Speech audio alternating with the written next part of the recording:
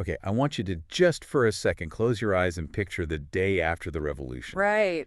You spent your entire life, decades, maybe fighting a guerrilla war. You've been living in airlocks, hiding in lava tubes, breathing recycled air that, smells like old socks and ozone. You've been terrified, constantly looking over your shoulder. Exactly. Dodging surveillance satellites, terrified of the planetary police. And then against every single odds maker in the solar system, you win. The dam breaks. The people rise up. The occupying force retreats. Mars is free. It's the moment that's usually reserved for, like, the final 5 minutes of a movie. The victory lap, the flag waving. Yes, you expect the confetti, the champagne, the Ewok celebration song. But here is the cold bucket of water reality check. In the story we're deep diving into today, the immediate aftermath of the Martian Revolution in Kim Stanley Robinson's Blue Mars, the victory isn't the end. It's not even close. It's barely even the beginning. Winning the war was the easy part. Surviving the peace, that turns out to be the absolute nightmare.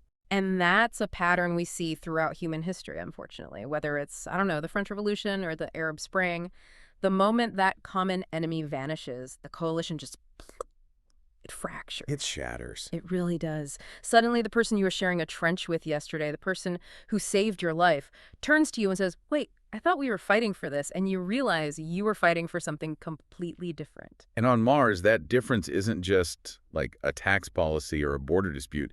It is existential. It's theological. Totally. We're talking about the red versus green conflict exploding into a power vacuum that is terrifyingly real. We're not just looking at a political dispute. We're looking at a society teetering on the edge of a civil war immediately after kicking out their oppressors. Precisely. So today's deep dive is going to explore how a society transitions from violent anarchy to governance, or at least how it attempts to. We're analyzing the narrative accounts from Blue Mars, specifically focusing on those events immediately following the revolution. We're starting at the crisis at Peacock Mountain. And we're going all the way to the drafting of a new constitution. We have a massive amount to cover. We are going to look at a battle for a space elevator that involves some terrifying physics. A radical environmental shift that involves throwing giant mirrors at another planet. Can't wait to get to that part.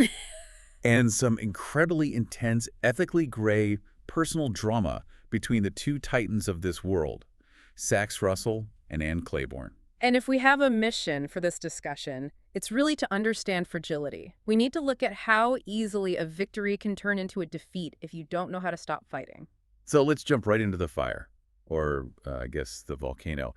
We need to set the scene at Pavonis Mons, Peacock Mountain. Now, when I say mountain, I feel like I'm underselling it. You definitely are. Pavonis Mons is one of the 3 great shield volcanoes on the Tharsis Bulge. Okay, so let's unpack the geography here, because without understanding the map, you can't understand the battle. This isn't a jagged peak like Everest, right? Not at all. It's a shield volcano, which means it's incredibly wide with a very gentle slope. So you could be standing on the flank of this thing and not even realize you're on a mountain. The horizon just looks flat. Exactly. But the summit, that is where the nightmare happens. The caldera. The caldera. It's a hole. A perfect cylindrical sinkhole 5 kilometers deep and 45 kilometers wide. To put that in perspective for everyone listening, you could drop the entire city of London or New York into this hole, and it would look like a Lego set sitting at the bottom of a swimming pool. It is an abyss, and sitting right on the rim of this abyss, balancing on the edge, is the city of Sheffield. Which is the anchor point for the space elevator. Now, we talk about space elevators in sci-fi all the time, but let's talk about the physics of this for a second. We're talking about a cable that stretches 37,000 kilometers up into space. Tethered to an asteroid called Clark. Right. And the physics are just mind-bending. The asteroid is in a geostationary orbit, but it's actually positioned slightly higher than strictly necessary. So it's constantly trying to fly away from Mars due to centrifugal force. That force is what pulls the cable taut. So the cable isn't a tower holding something up. No. It's a tether holding a massive rock down. Exactly. It is a string under billions of tons of tension.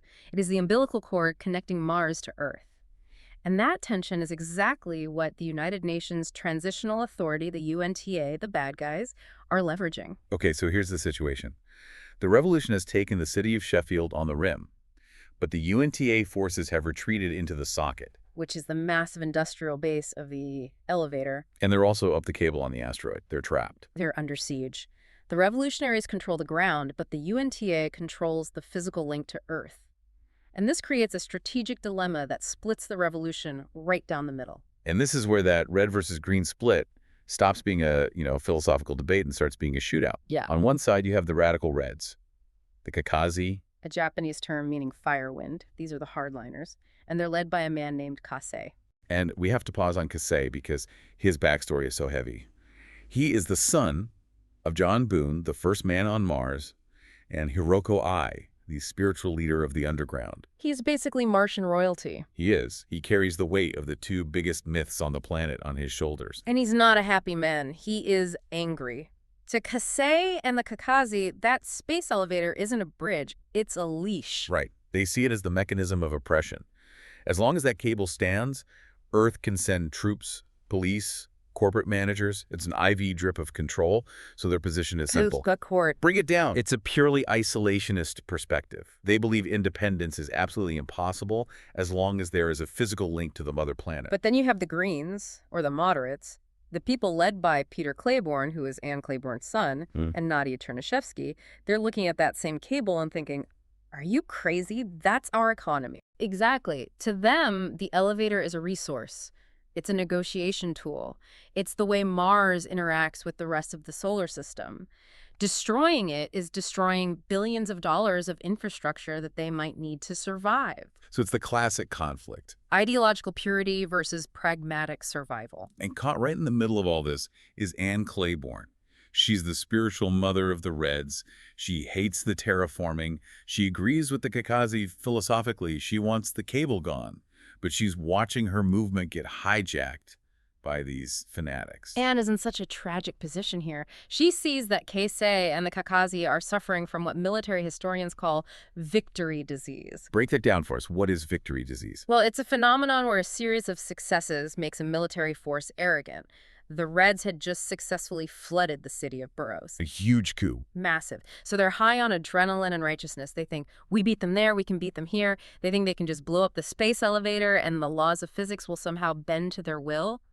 Which is just not how physics works. Yeah, not at all. So despite Anne running around trying to stop them, the Kakazi launch an attack. And this isn't subtle sabotage. No, this is a direct assault. They roll up to the rim of the volcano with mobile rocket launchers and just start firing at the cable. And it goes horribly wrong. And this is a detail Robinson puts in that I think is so crucial. The elevator isn't just a dumb cable. It has active defenses. It fights back. It does. It has automated laser systems designed to stop meteorites or debris. When the Kakazi fire their missiles, the elevator defenses just swat them out of the sky. It's a slaughter. And then the UNTA forces inside the socket, they threaten to bomb the entire summit if the Reds don't stop. So it turns into total chaos. A mess. The image that really stuck with me from the text is Anne Clayborne running through the streets of Sheffield. The city is burning, sirens are screaming, and she isn't running away. She's running toward the fighting. She's trying to find Kase. She's trying to tell him to stop before he gets everyone killed. But she's too late. She finds the aftermath of the battle before she finds the leaders.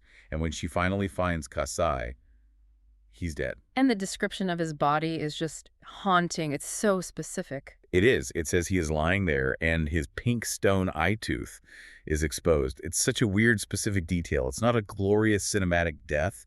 It's just a dead body with a weird tooth showing. It signifies the death of the radical red dream in a way. Kase represented the second generation's anger, the willingness to bring it all down. His death and the absolute failure of the attack, it breaks the back of the red military power. And it leaves Anne completely hollowed out. She looks at the body of John Boone's son, her spiritual godson, really, and she just sees the waste of it all. But there's a massive political consequence to this failed attack. Because the Reds attacked and failed, they lost all their leverage. So the moderates, the Greens, they just step in. They do. They decide the cable stays. It's like that old story of King Canute trying to order the tide to stop. The cable stands because the Reds couldn't knock it down, so the new government just says, okay, we decided to keep it. They make a virtue out of necessity. That's a perfect way to put it. It establishes a precedent. The radicals are marginalized, and the pragmatists take the wheel. But the tension doesn't go away. The Reds are defeated militarily, but their anger is still there, simmering. And if you ignore that anger... you're just waiting for the next civil war. Which brings us to Sax Russell. Now, Sax is the polar opposite of Anne. He is the ultimate scientist, the arch terraformer. He wants Mars green. But he watches this battle, he sees the slaughter, and he realizes something crucial. He realizes that logic doesn't stop civil wars. Yeah. Sachs is a man who struggles with emotions. He tries to understand human behavior through, like, physics metaphors or animal analogies, but he understands that symbols matter. He realizes he needs to give the Reds a concession, a big one. He needs to do something irrational to prove he respects their position. And this leads to one of the most staggering decisions in the entire story, the removal of the mirrors. Let's unpack this because the scale is just hard to wrap your head around. We are talking about the Soletta and the annular mirror. The Soletta is this massive structure in orbit. It's an annulus, a ring system composed of huge, lightweight slat mirrors. And it sits between the sun and Mars. Right. Its job is to catch sunlight that would normally miss the planet and focus it onto the surface. It is a giant magnifying glass. It's the engine of the terraforming. It provides the heat, and Sachs decides to just get rid of it. And demands it. And he agrees. He knows it will reduce sunlight hitting Mars by 20%. 20%. I mean, just imagine if the sun dimmed by 20% on Earth tomorrow. That is catastrophic. It guarantees an immediate ice age. It guarantees winter kill. The plants Sachs loves, the biosphere he has spent his entire life cultivating, a huge portion of it is going to freeze and die. So he's practically rolling back his life's work. He is. So why does he do it? I mean, really, it's the guilt over the fighting? I think it's calculation. He sees that if he doesn't offer a blood sacrifice, or in this case, a light sacrifice, the Reds will never stop sabotaging the project. He is buying peace with sunlight.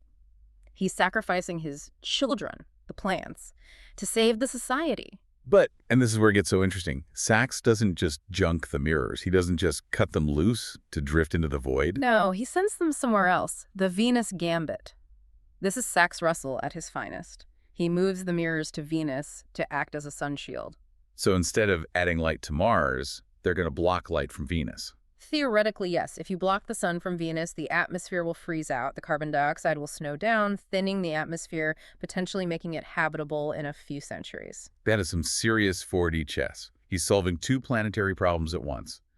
But I want to talk about how he does this, because there was no vote. I didn't see a Proposition 42 move the mirrors on any Martian ballot. Chuckles. No. Democracy did not move the mirrors. The Saxoclones did. The Saxoclones. Okay, tell us about them. These are the scientists at Da Vinci Crater. Robinson calls them lab rats. They're people who idolize Sachs. They are hyper-competent, technically brilliant, and politically, well, agnostic. The source material describes them as these pragmatic, almost amoral technicians.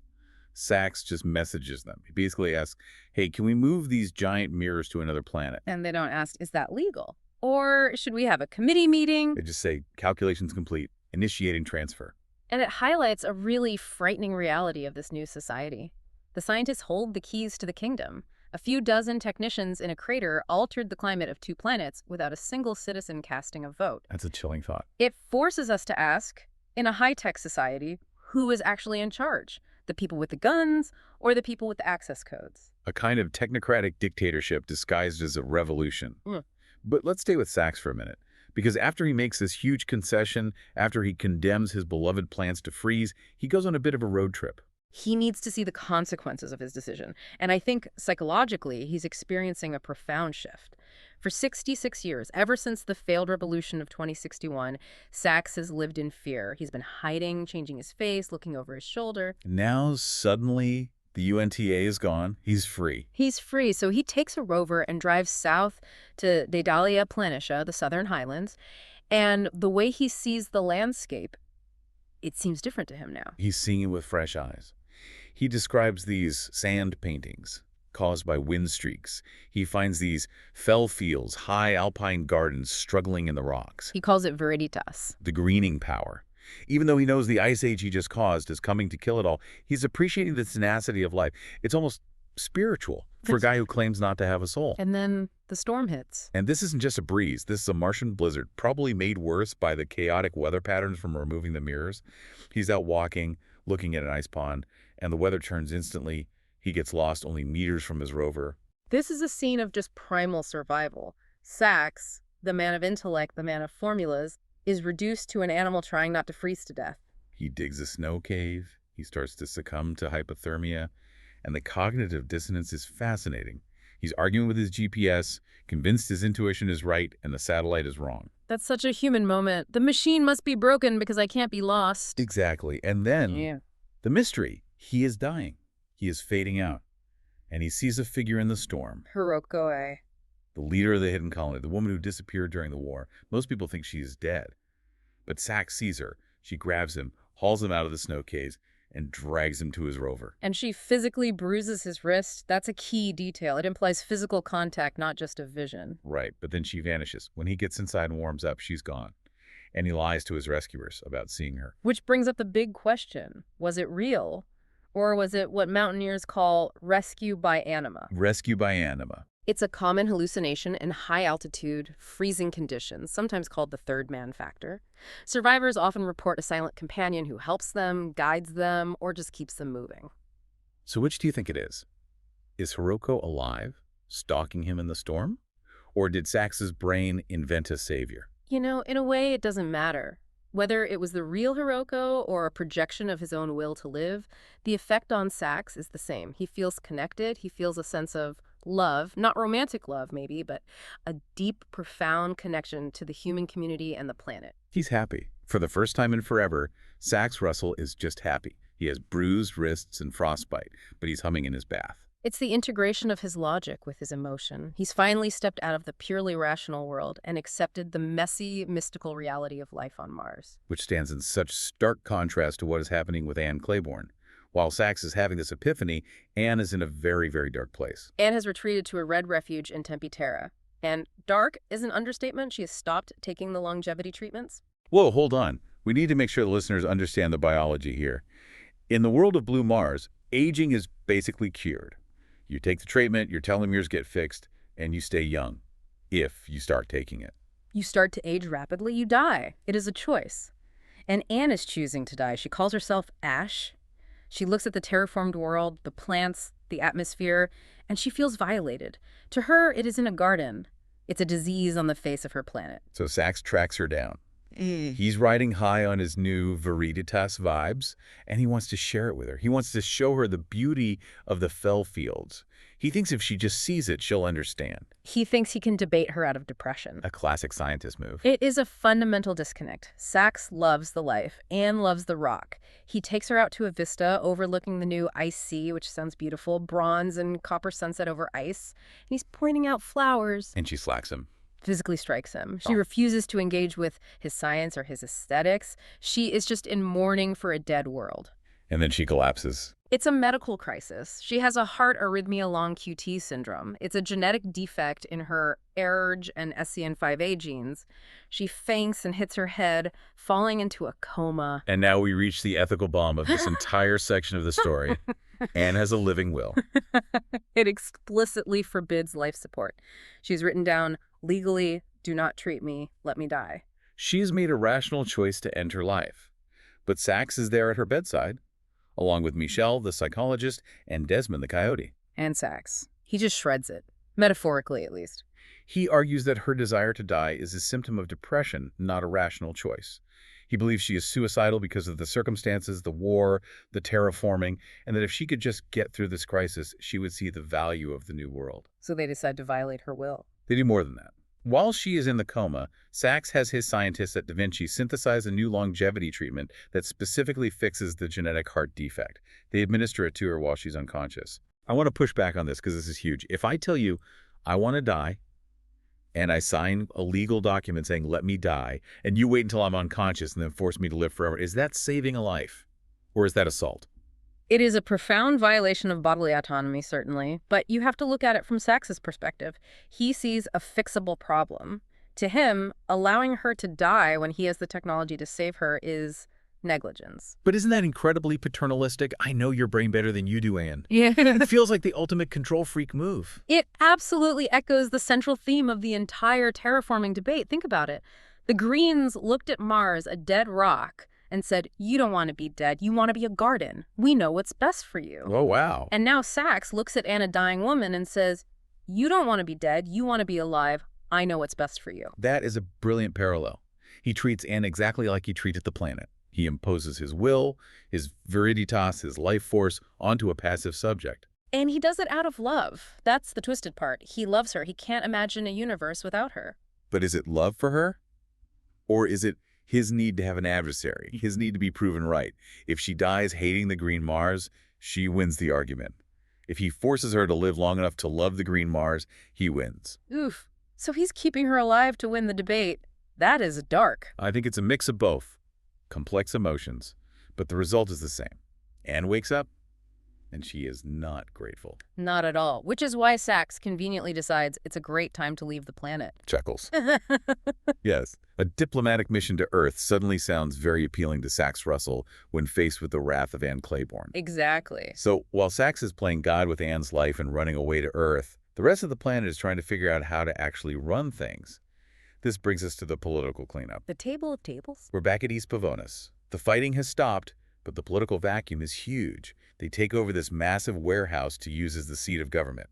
Paint the picture for us. It is pure chaos. It smells like unwashed bodies, coffee, and ozone. You have hundreds of delegations arriving. You have towns like Sheffield and Sibishie. You have ideologies like the Reds and Greens. But then you have the weird ones. Weird ones. The Bogdanovists, the Sufis, Swiss refugees, all these little splinter groups. It sounds like a model UN where everyone took hallucinogens. In a way it is, but they're trying to do something very serious. They're trying to construct a constitution from scratch. And the centerpiece of this chaos is the table of tables. It's literally just a mess of mismatched tables shoved together in the middle of a warehouse, but it represents the first attempt at Martian democracy. I love the detail about the little red people fable that starts circulating during this time. We have to talk about this because it is so bizarre, but I feel like it explains the vibe perfectly. It's quintessential Martian folklore. The story goes that there are little red people who ride on the backs of ants. Ants. Like literal ants. Yes, tiny ants. But the backstory is the key. It involved the Dalai Lama. Okay, lay it on me. How does the Dalai Lama fit into Martian politics? So the story says that when the Dalai Lama died on Earth, he tried to reincarnate on Mars. He wanted to bring compassion to the new world. But when he arrived spiritually, he looked at the humans, the Boons, the Sax Russells, the corporate soldiers, and he couldn't find a single human vessel that wasn't, well, messed up. That's a fair assessment. We are a messy species. So instead of reincarnating into a human, he reincarnated into the collective consciousness of the little red people, all of them at once. So you have a hive mind of tiny ant riders carrying the spirit of the Dalai Lama. Exactly. And their mission is to beam good vibes at the humans, to project compassion and common sense telepathically because the humans are too stubborn and angry to listen to spoken words. Okay, it sounds like a bedtime story, but why is this circulating at a constitutional convention? What's the deeper meaning here? It's a metaphor for what needs to happen. The fable is about the desperate need for empathy in a fractured world. It's about throwing together a key phrase Sax keeps running into. Symbolon in Greek. Symbolon. Yes. In ancient Greece, a symbolon was a token like a bone or a coin that was broken in half. Two people would keep the halves. When they met again, fitting the pieces together proved their connection. It means to throw together. So the table of tables is a symbolon. It's an attempt to throw together all these disparate parts, reds, greens, natives, immigrants, to make a whole. The humans are screaming at each other. The little red people represent the silent, collective need for unity that everyone feels but no one can articulate. Speaking of throwing things together, they make a pretty controversial decision at this table. They invite the UNTA to join. The enemy. Yeah. The people they just fought a bloody war against. The people who held the elevator hostage. Why? That seems like inviting the fox into the henhouse. It's Nadia Chernyshevsky's pragmatism again, and Art Randolph's diplomacy. They realize you can't just wish the Earth away. The UNTA still controls the cable. They are the link to the home planet. If you exclude them, you guarantee future conflict. But if you give them a seat at the table? Even a small one, you co-opt them. You make them part of the process. Keep your friends close and your enemies at the Constitutional Convention. Exactly. It creates a provisional government that is messy, loud, and contradictory. But it's talking. And on Mars, as long as people are talking, they aren't shooting missiles at the space elevator. So let's zoom out and just look at where we are. We've wrapped up the immediate post-revolution crisis. We have a provisional government forming at the table of tables. We have a space elevator that is still standing thanks to the failure of the Red attack. We have a planet plunging into a self-inflicted ice age because Sax sent the mirrors to Venus to appease the Reds. And we have Sax, Russell, Michelle, and Nergal heading to Earth as diplomats, partly to negotiate and partly to escape the personal messes they have left behind. And we have Anne Clayborne Forcibly resurrected, waking up to a world she hates, trapped in a body she wanted to let die. It is a very precarious balance. The revolution didn't end with a period, it ended with a question mark. Michel, the psychologist, has this line that keeps coming back to me. He suggests that political power comes out of the look in people's eyes, not the end of a gun. It's a beautiful sentiment. It suggests that legitimacy is granted by the people, not seized by force. The revolution succeeded because the people looked at the UNTA with defiance. Now, the new government has to hope the people look at them with trust. But I want to leave our listeners with a final provocative thought that touches on the personal side of that power. We talked about Sachs saving Anne's life against her will. He did it because he believed her despair was temporary, that she couldn't see the value of the new world. It is the ultimate question of paternalism versus autonomy. Exactly. Is it ever right to force life on someone because you think you know better? Because you think their pain is just a chemical imbalance or a reaction to circumstance? Or is that the ultimate tyranny? Is Sachs Russell doing exactly to Anne what Earth tried to do to Mars, forcing it to be something it doesn't want to be just because he thinks it's better? It's the dilemma of the gardener. When do you nurture and when do you just let nature take its course? Sachs is a gardener. Anne wanted to be wilderness. The conflict between those two drives isn't over. It's just getting started. That is a heavy thought to chew on. This has been The Deep Dive. Keep your eyes on the horizon.